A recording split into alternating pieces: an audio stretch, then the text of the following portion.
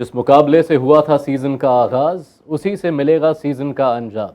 Gujarat Titans versus Chennai super Kings है IPL 2023 का final का प्रीव्यू करने के लिए हमारे साथ जुड़ रहे हैं संजय मांजरेकर। हमेशा के लिए आपके वक्त के लिए शुक्रिया। Thank you. Sanjay, Gujarat chase कर रहे हैं 2-2, सीएसके चेस कर रहे हैं एमआई का मार्क ऑफ 5 टाइटल्स, दोनों इस सीजन के बेस्ट मोस्ट कंसिस्टेंट टीम्स। तो एक बेहतरीन आईपीएल के सीजन के लिए एक फिटिंग फिनाले। बिल्कुल, और जो दो टीमें टैक्टिकली सबसे अच्छी रही है, और मैं नहीं कह रहा हूँ, सब जो देख रहे हैं ऑफ फील्ड टैक्टिक्स, फील्ड पे भी जो बदलाव होते हैं, बारिंग वन सिलेक्शन जो क्वालिफायर वन में किया, दासु छानका सडनली अपीयर्ड, उसके अलावा बहुत ही बढ़िया उनकी टैक्टिक्स रही है टाइटंस की। और महेंद्र सिंह धोनी के साथ टैक्टिक्स हमेशा अच्छी होती है। तो दो टैक्टिकली साउंड टीम्स फाइनल में आ गए, तो शायद कुछ लर्निंग बाकी टीमों के लिए भी है। तो वो एक हाईलाइट होगा इस मैच में कि दो बहुत ही अच्छे प्लान्स लेकर आने वाली टीमें एक दूसरे के साथ भिड़ेगी। जब से ये पता चला था कि फाइनल इस वेन्यू पर होगा, गुजरात टाइटंस ने सोचा होगा कि चलो अगर पहुंचे तो इस बार फिर से होम एडवांटेज।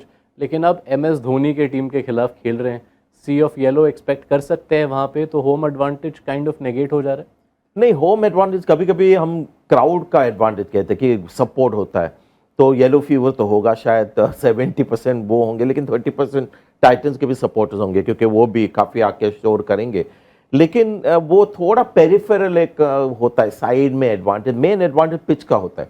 जैसे चेपॉक में हमने देखा कि सीएसके ने कैसे टाइटंस को हराया, मजबूर किया टाइटंस को कुछ अलग सोचने के लिए पिच की वजह से और टीम सिलेक्शन। लेकिन क्योंकि ये मैच अहमदाबाद में होगा, तो वो होम एडवांटेज जो सीएसके को मिल रहा था पिच को लेकर, वो नहीं होगा। और फ्लैट पिच, जब बेल्टर जैसा पिच होता है, तो कहना पड़ेगा कि टाइटंस की टीम में जिस तरह के प्लेयर्स हैं, वो मैच शुरू होने के पहले ज़्यादा स्ट्रांग टीम लगती है इस पिच के ऊपर। कप्तानों की टक्कर पर एक नज़र अगर डालें, हार्दिक पांड्या के ठहराव की प्रशंसा बहुत हुई है फ्रॉम एक्सपर्ट्स। अब उनके सामने ऑब्वियसली दी ओरिजिनल, अगर जीत गए हार्दिक पांड्या तो वो लेवल करेंगे धोनी और रोहित शर्मा को as the only captains who have won back to back IPL.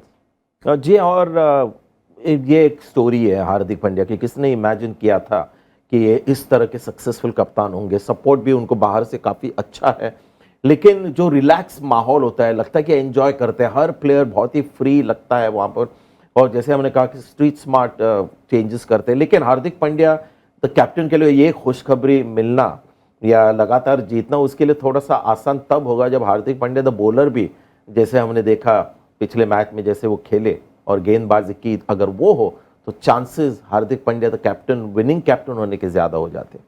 अगर एक ब्रॉडर लेवल पे जो आपने कुछ टर्म्स यूज़ किए, एक कल्चरल सिमिलैरिटी दिखती है ऑलमोस्ट। गुजरात ऑब्वियसली एक नई टीम है, लेकिन उनकी एक तरीके से सबसे बड़ी तारीफ ये रही है कि कल्चरली उन्हें कंपेयर किया गया है कि वो सीएसके के उस एस्टैब्लिश टेम्पलेट को ऑलमोस्ट डुप्लीकेट कर रहे हैं। तो उस हिसाब से ये भी एक interesting battle of similar philosophies और डिजर्विंग फाइनल्स। और हम वही पसंद करते हैं कि जो डिजर्व करते हैं फाइनल्स में आना और आखिरी मैच खेलना, वो आ जाए वहाँ पर, फिर मुकाबला बहुत अच्छा होता है। जी हाँ, कल्चर सेम है, टीम फर्स्ट का कल्चर है, मंझे हुए खिलाड़ी है T20 के।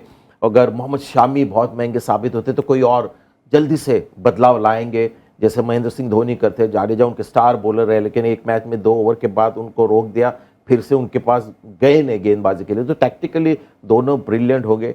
लेकिन एक फ़र्क है, सीएसके सालों से अगर आप देखते हैं तो मुंबई इंडियंस की तरह टीम कभी ऑन पेपर नहीं थी, जहां पर आपको दिग्गज T20 के गेम चेंजर्स आपको दिखाई देते, एक के पीछे एक, जो अकेले मैच आपको जिताएंगे। वो बहुत सारे उनके पास प्लेयर्स हैं।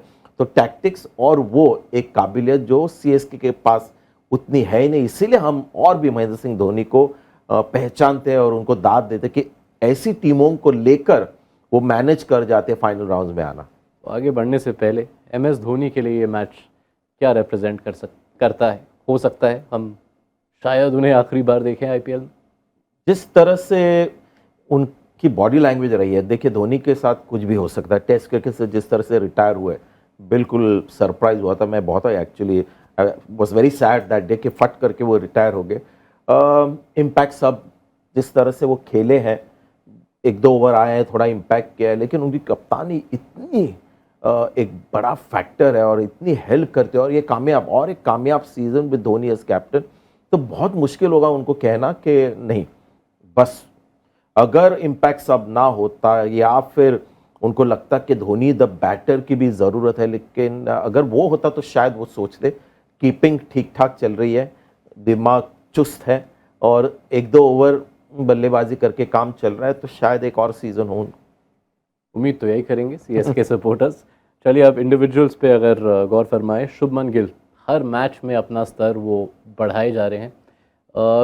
क्या प्लान्स बन रहे होंगे चेन्नई के खेमे में उनको रोकने की कोशिश में, और कितने की रहेंगे उस लिहाज से दीपक चहर?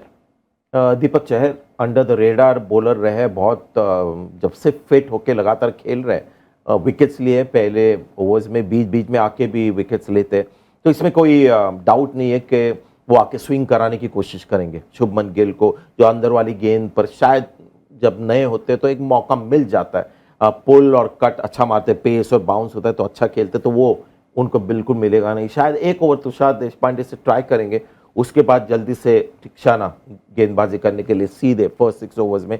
तो ये चीज़ें हैं जो इंटरेस्टिंग बनाती है मैच को, क्योंकि अगर शुभमन गिल को आप नॉर्मल टैक्टिक्स रखेंगे तो फिर से छा जाएंगे और उसके बाद लगातार बहुत सारे बल्लेबाज है, लेकिन एमएस उनका काम बहुत कठिन कर जाएंगे, तो है बड़ा चैलेंज।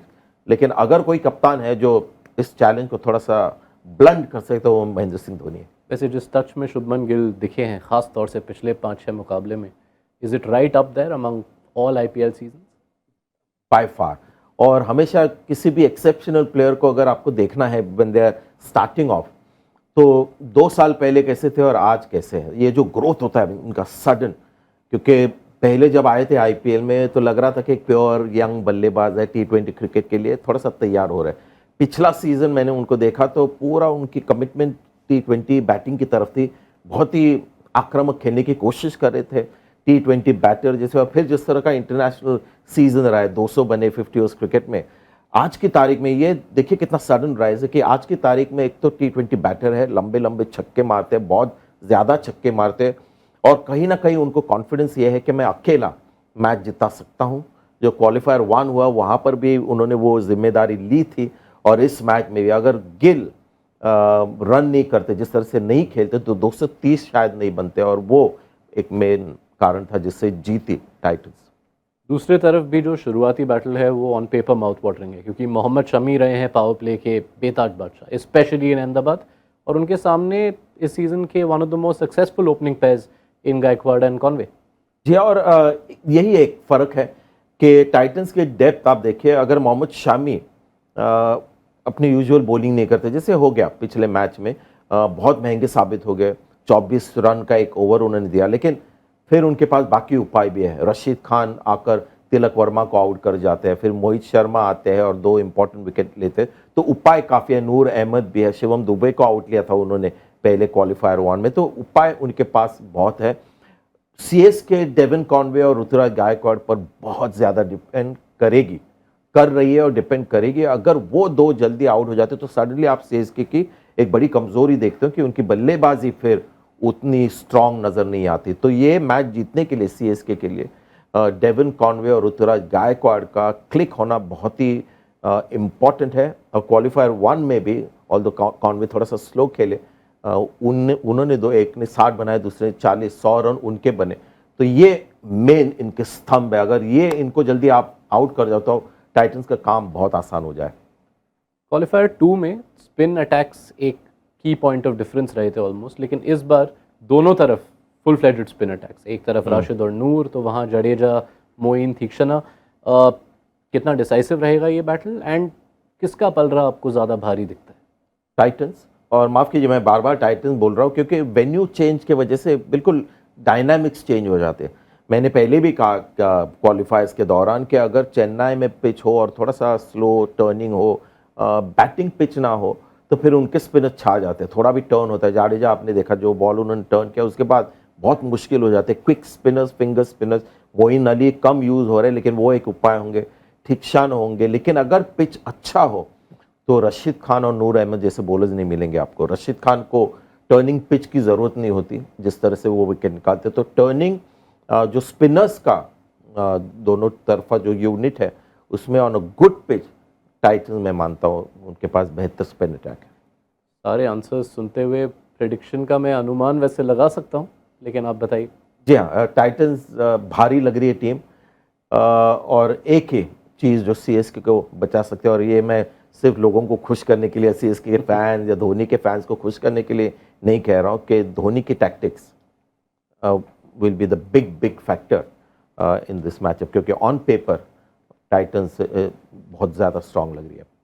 तो धोनी के टैक्टिक्स वर्सेस हार्दिक के टीम की फायर पावर, आपको क्या लगता है कौन जीतेगा आईपीएल 2023 का ये फाइनल मुकाबला? बताइए हमें कमेंट सेक्शन में, और बने रहिए T20 टाइम आउट हिंदी के साथ।